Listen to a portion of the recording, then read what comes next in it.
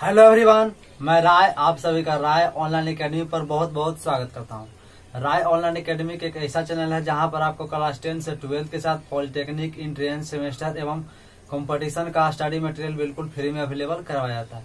तो यह वीडियो आज स्पेशली उन तमाम छात्रों के लिए बनाया गया है जो बच्चे यानी कि 10th पास आउट करके या 11th या 12th कर इन टेक्निकल क्षेत्र में अपने आप को एक फ्यूचर में देखना चाहते हैं, यानी पॉलिटेक्निक करना चाहते हैं, यानी कि डिप्लोमा करना चाहते हैं। तो उनके लिए स्पेशली बनाया गया है। तो देखिए हम लोग तो 2022 जो भी बच्चे 2022 पॉलिटेक्निक का तैयारी करें, एंट्रेंस जो इनका इन साल एग्जाम देना है, तो देखिए हम लोग का प्रश्न का सब आज प्रश्न है कि पॉलिटेक्निक क्या है और क्यों करें, ठीक ना। उसके बाद कितने साल का होता है, उसके बाद देखें तो इसका प्रोसीजर क्या है, एडमिशन लेने का प्रोसीजर क्या है, यानी कि एडमिशन प्राइवेट से है या सरकारी से है, गवर्नमेंट कॉलेज से भी ले सकते हैं। इसका एग्जाम कंडक्ट कौन करवाता है, यानी कि इसका एग्जाम कौन कंडक्ट करवाता है। उसके बाद इसका रिजल्ट कितने दिन में आता है, काउंसलिंग कब होता है और एडमिशन कब होता है। उसके बाद हम लोग देखें तो इसका फॉर्म कब आएगा। तमाम कई बच्चों का प्रश्न है कि सर फॉर्म नहीं अभी तक आया, तो इसका फॉर्म कब तक फिल होगा। उसके बाद हम लोग का एग्जाम कब होगा, यानी एग्जाम कब होगा। उसके बाद देखें तो चौथा में तैयारी कैसे करें, यानी कि किस प्लेटफॉर्म से तैयारी करें, तो ये हो गया। उसके बाद सिलेबस इसका क्या है। उसके बाद मार्क्स कितने मार्क्स का क्वेश्चन आता है और कितना कम से कम लाएंगे तो हमको गवर्नमेंट कॉलेज मिल जाएगा और साथ ही अच्छे ब्रांच मिले। उसके बाद 90 दिन का, मैं देखिए मेरा एक सीक्रेट 90 दिन का स्पेशल प्लान को तैयार हम लोग किए हैं, क्योंकि हम एक्सपीरियंस पे यानी कि कई सालों का क्वेश्चन एनालिसिस कर साथ ही तमाम तरह का यानी कि डिस्कशन को कर 90 दिन का हम एक प्लान बनाए हैं। यानी कि 90 दिन प्लान बनाकर अब अच्छे से अच्छे ब्रांच, यानी कि सिविल हो गया, मैकेनिकल हो गया, इलेक्ट्रिकल हो, electronics, computer science, automobile engineering, अच्छा ब्रांच के साथ आप अच्छे कॉलेज में आप एडमिशन ले सकते हैं। तो देखिए चलिए वीडियो को हम लोग यानी कि देखते हैं। तो देखिए पॉलिटेक्निक क्या है का प्रश्न का जवाब हम लोग देते हैं। देखिए पॉलिटेक्निक एक तरह का एक जैसे 10th एक डिग्रियां है, 12th एक डिग्रियां, उसी प्रकार का एक टेक्निकल डिग्री है। यानी टेक्निकल डिग्री में आपको जैसे टेक्निकल डिग्री में 3 डिग्रियां होती है, एक ITI, उसके बाद पॉलिटेक्निक, यानी पॉलिटेक्निक का नाम है, अलग नाम है डिप्लोमा, उसी का एक नाम है डिप्लोमा। तो ये हो गया। उसके बाद होगा बीटेक, यानी कि बैचलर इन टेक्नोलॉजी, यानी 3 डिग्रियां देती है टेक्निकल क्षेत्र में। आपको यानी कि लो लेवल का डिग्री चाहिए तो ITI कीजिए, अगर उससे हाई लेवल चाहिए तो आपको पॉलिटेक्निक करना है, उससे हाई यानी कि अपर यानी कि हाई लेवल में देखिएगा तो बीटेक यानी बीटेक कीजिए। तो ये हो गया पॉलिटेक्निक का डिग्री, एक तरह से डिग्री। तो पॉलिटेक्निक कर रहे आखिर क्यों, तो देखिए मान लीजिए कोई मैन्युफैक्चरिंग कंपनी है, ठीक है, उसमें मैन्युफैक्चरिंग कंपनी में स्टाफ लगता है। स्टाफ का मान लीजिए कोई कंपोनेंट खराब, यानी कि छोटे स्टाफ कंपोनेंट कोई खराब हो गया, तो वो स्टाफ ऐसा नहीं कि हाई लेवल मैनेजर भी जाएगा या हाई लेवल स्टाफ भी जाएगा, वो डायरेक्ट ITI वालों से संपर्क करेगा, सर ऐसा ऐसा बात है, ये मशीन का एक कंपोनेंट यानी पार्ट एक फेल्यूर हो गया। तो ये हो गया आपका, ये क्या हो गया, ITI यानी जो लेबर है, यानी वर्कर है, वो डिटेल यानी करवाएगा, यानी बताएगा किसे, ITI के स्टूडेंट को बताएगा कि ऐसा ऐसा बात है। अगर इनसे संबंधित ITI वालों से अगर समस्या का समाधान हो जाए, यानी ITI वालों से बन जाए, यानी कि देखिए ITI एक हो गया पॉलिटेक्निक,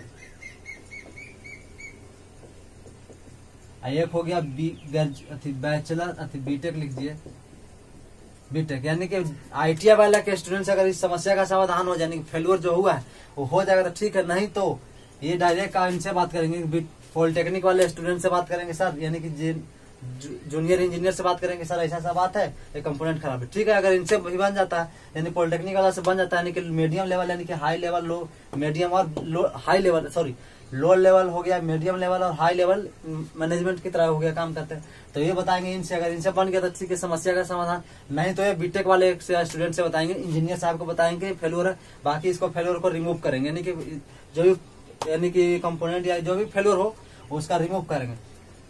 तो ये आपका जवाब मिल गया क्या है, तो यह और क्यों का जवाब मिल गया। तो देखिए पॉलिटेक्निक का अवधि का आपको 3 साल का होता है, 3 ईयर का भी होता है और 2 ईयर का भी होता है। अब बात तो पूछेगा, आपका प्रश्न भी होगा, सर 3 ईयर 2 ईयर क्या है, क्या डिफरेंस है। तो देखिए 3 ईयर 2 ईयर में ये है कि आप मान लीजिए कि 10th पर भरते हैं, यानी कि 10th पर आप इसको करना चाहते हैं, तो आपका 3 साल में यानी फाइनल होगा। और साथ ही आप लेटरल एंट्री से लेटरल एंट्री के द्वारा यानी 12th पास करके यानी पास 12th किए हुए हैं आप, यानी कि आप 12th कर लिए हैं और उसके बाद आप करना चाहते हैं पॉलिटेक्निक, तो आप लेटरल एंट्री से भी पॉलिटेक्निक कर सकते हैं। आपका डायरेक्ट एडमिशन यानी सेकंड ईयर में होगा, यानी फर्स्ट ईयर में 2 ब्रांच होता है, तो दो सेमेस्टर होता है, यानी first semester and second semester. तो आपको फर्स्ट सेकंड सेमेस्टर में एडमिशन नहीं लेना, डायरेक्ट आपको थर्ड सेमेस्टर यानी कि ब्रांच पेपर आपको होगा, ब्रांच उसमें ब्रांच यानी कि लेटरल एंट्री जो 12th के लेटरल एंट्री से आएंगे तो उनके लिए 2 साल का यानी कि 2 साल का पॉलिटेक्निक हो जाएगा। तो सर बात करेंगे तो अच्छा कौन रहेगा, देखिए हम तो आपसे सलाह देंगे, चाहे आप 12th भी कर लिए तो फिर भी आप 3 साल का अगर पॉलिटेक्निक करना है, डिप्लोमा करना है तो आप 3 साल का कीजिए, क्योंकि हर जगह आपको कि जब आप जैसे आप पॉलिटेक्निक फाइनल पास आउट हो जाएगा तो आप जब फॉर्म को फिलअप कीजिएगा तो डायरेक्ट आपको लिख देता है क्वालिफिकेशन में 3 ईयर डिप्लोमा। तो आप 3 ईयर डिप्लोमा तो नहीं कर पाए, तो आपका इसमें पहले ही आपका छंट गया, यानी कि फॉर्म भरने से पहले ही आप रुक गए। तो ये आपका सब जगह नहीं होता है, ऐसे खाली केवल लिख दिया डिप्लोमा पास आउट होना चाहिए। किसी में स्पेशल केस लगा देता है कि 3 ईयर होना चाहिए, यानी कि 3 ईयर डिप्लोमा होगा तो वही आप भर सकते हैं फॉर्म को। तो इसमें आप 12th जो करके लेटर एंट्री से जाएंगे उनको तो नहीं भर पाएंगे। तो आपका हम आपसे ये उम्मीद करते हैं, यानी कि आपको कहना चाहते हैं कि आप जब पॉलिटेक्निक करना चाहते हैं, 12th भी कर लें कोई दिक्कत नहीं है, जब पॉलिटेक्निक करना चाहते हैं तब 3 ईयर का पॉलिटेक्निक कीजिए, जिससे आपका हर जगह एक जेलीवर है, यानी कि फॉर्म को भरने में आपका सुविधा हो।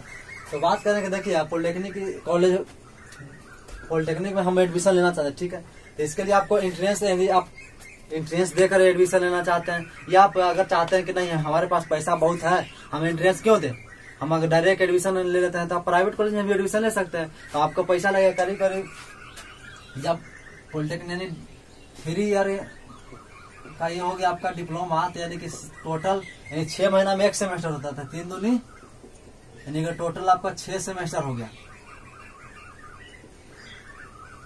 या 3 ईयर आप प्राइवेट से कीजिएगा तो आपको लगभग 50,000 पर सेमेस्टर का आपका लगेगा, 50,000 रुपया आपको पर सेमेस्टर में आपको देना होगा, यानी फॉर्म भरते समय। तो तब 50 गुने आप कर लीजिए, 50 गुने 6 यानी कि 3 लाख, यानी कि 3 लाख करीब आपका खर्चा हो जाएगा। किसमें, यानी प्राइवेट से आप इंटरेस्ट देकर नहीं, डायरेक्ट आप कॉलेज में एडमिशन लेना चाहते हैं, प्राइवेट कॉलेज में एडमिशन लेना चाहते हैं, तो आपका करीब 2.5 से 3 लाख रुपया भी इसमें किसी में ये भर्ती करता है, किसी में 3 लाख लगेगा, किसी में 3.5 लाख लगेगा, वो कॉलेज पर डिपेंड करता है कि वो कितना आप लेगा। तो ये हो गया। बात करें तो गवर्नमेंट कॉलेज में सर एडमिशन जब लेंगे तो हमको कितना पैसा लगेगा, देखिए गवर्नमेंट कॉलेज में जैसे आप एडमिशन लीजिएगा तो आपको लगभग मान के चलिए आपको 10,000 रुपया में आप पॉलिटेक्निक पास आउट कर लीजिएगा। 10,000 है 3 लाख, काफी अंतर है। तो 10,000 में देखिए आपको जब एडमिशन लीजिएगा कॉलेज में तो आपके पहले रजिस्ट्रेशन होगा फर्स्ट ईयर का, उसके बाद फर्स्ट सेमेस्टर का फॉर्म भराएगा, तो ये हो गया। उसके बाद सेकंड ईयर में फॉर्म भराएगा, उसके बाद सेकंड सेमेस्टर में फॉर्म भराएगा, उसके बाद थर्ड ईयर में भी रजिस्ट्रेशन होगा, रजिस्ट्रेशन सब में होगा, लेकिन थर्ड ईयर में एडमिशन होगा, सेकंड ईयर में एडमिशन होगा, सेकंड ईयर के थर्ड सेमेस्टर में फॉर्म भराएगा, फोर्थ सेमेस्टर में फॉर्म भराएगा। उसके बाद थर्ड ईयर में जब जाइएगा, थर्ड ईयर में भी आपका एडमिशन ही होगा। थर्ड ईयर के एडमिशन के साथ साथ आपको फॉर्म भरने के लिए 5th से में एडमिशन फॉर्म भरना होगा, 6 से में, यानी तमाम यानी कुल मिला के आपको 10,000 रुपया पास आउट करने में डिप्लोमा यानी कि गवर्नमेंट कॉलेज में लग जाएगा। तो ये अच्छी बात है, हम लोग अगर एक इंट्रेंस देकर अगर अच्छे कॉलेज को हम ज्वाइन कर लेते हैं तो 10,000 में हम यानी कि पॉलिटेक्निक को फाइनल कर लेंगे। 3 लाख का 3.5 लाख रुपया हमको लगाने से क्या फायदा। खैर जो बच्चा अगर इनसे परिपूर्ण है पैसा से तो भी डायरेक्ट एडमिशन ले सकते हैं, तो खैर दूसरा बात होगी। तो देखिए इसका एग्जाम कंडक्ट करता है बीसीसी बोर्ड में होता है,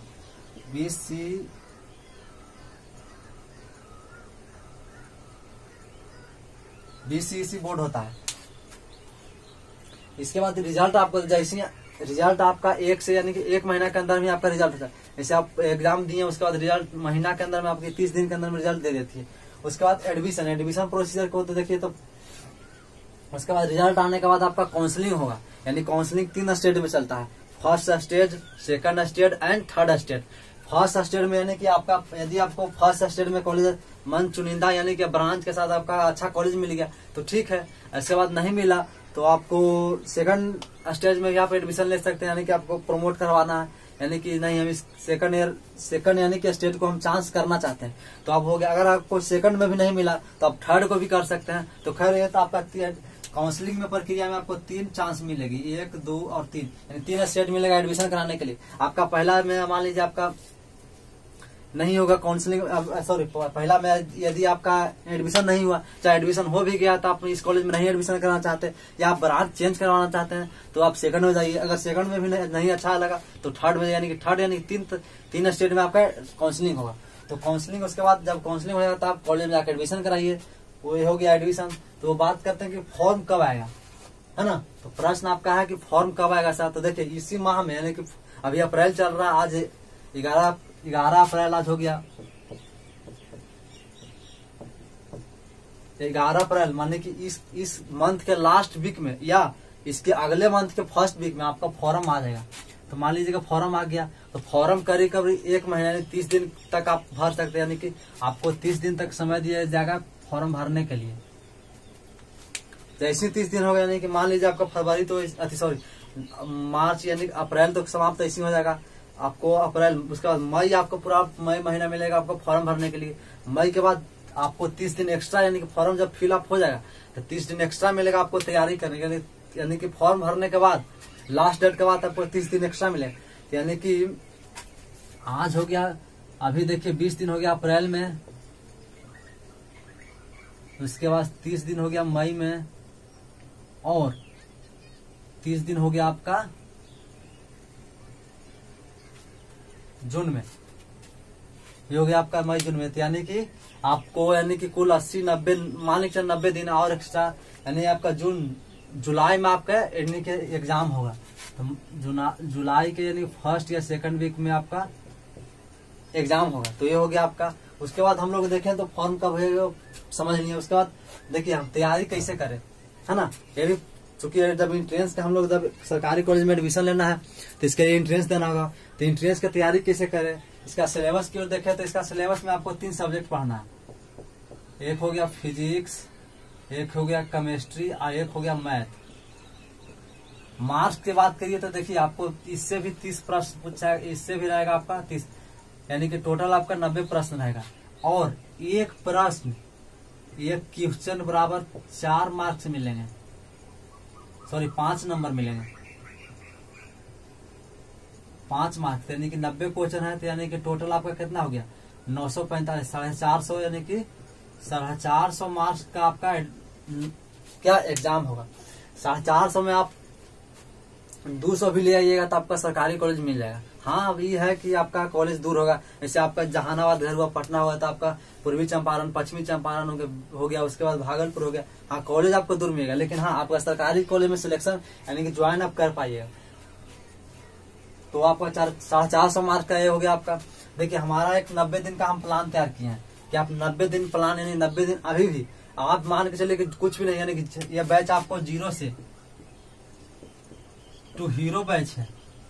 यानी कि आप, हम ये समझ के आप स्टार्ट करेंगे कि आप कुछ भी नहीं जानते हैं, यानी कि 0 से हीरो बैच को यानी स्टार्ट किएगा। 90 दिन का पूरा प्लान है। उसके बाद देखिए 90 दिन के प्लान में, 90 दिन के प्लान में हम लोग को, यानी कि 90 दिन के प्लान में हम लोग को 90 मार्क्स का यानी कि 90 क्वेश्चन बनाना है। तो हम लोग को ये प्रयास करेंगे कि एक दिन में कम से कम एक प्रश्न, यानी कि उससे संबंधित जितना भी प्रश्न है, जैसे मान लीजिए कि आ गया एलसीएम से, यानी एलसीएम मैथ में एलसीएम से आ गया, तो एलसीएम से जितना भी संबंधित प्रश्न पूछेगा यानी एक दिन में उसको निपटा देना।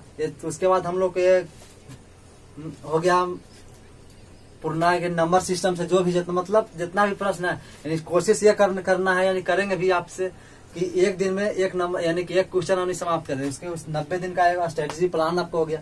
देखिए आपको किसी भी एग्जाम को करेक्ट करना ना, तो स्ट्रेटेजी बनाइए। 90 दिन का फुल 90 दिन आपका समय अभी भी है। आज से भी आप स्टार्ट कीजिएगा ना, तो आपको एकदम गारंटी देता है कि आपका सिलेक्शन सरकारी कॉलेज में साथ ही अच्छे ब्रांच के साथ होगा, है ना। तो ख्याल ये आपको 90 दिन का स्ट्रेटेजी प्लान। उसके बाद सिलेबस में आप देख लिए कि फिजिक्स केमिस्ट्री मैथ यानी कि 90 नंबर का होता है। मार्क्स की बात करें तो 450 हो गया। उसके बाद देखिए सिलेबस होगा नेचर। देखिए आपको किसी भी एग्जाम को क्रैक करना ना, सबसे पहली बात, चाहे वो देश के सबसे बड़ा एग्जाम यूपीएससी ही क्यों नहीं, आईएएस के एग्जाम या आईपीएस के एग्जाम, चाहे प्रदेश के बीपीएससी हो गया, कुछ भी किसी भी एग्जाम को क्रैक करना है तो अब आप गांठ बांध के लिख लीजिए किसी भी एग्जाम को क्रैक करने के लिए 3 मूल मंत्र है। पहला हो गया आपका सिलेबस, दूसरा हो गया नेचर ऑफ क्वेश्चन,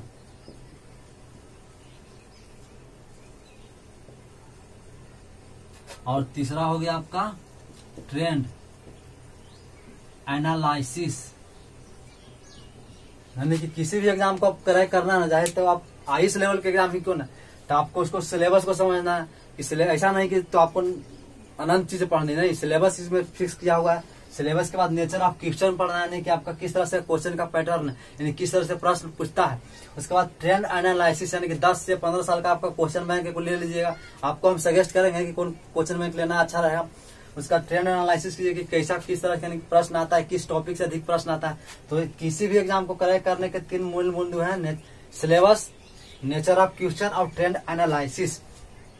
अब देखिए, आप जब एक पॉलिटेक्निक एंट्रेंस की तैयारी कर रहे हैं तो आपको एक आत्मबल एवं दृढ़ इच्छा रखिए कि हमको इस एग्जाम में यानी कि इस स्टेप में, यानी पहले स्टेप में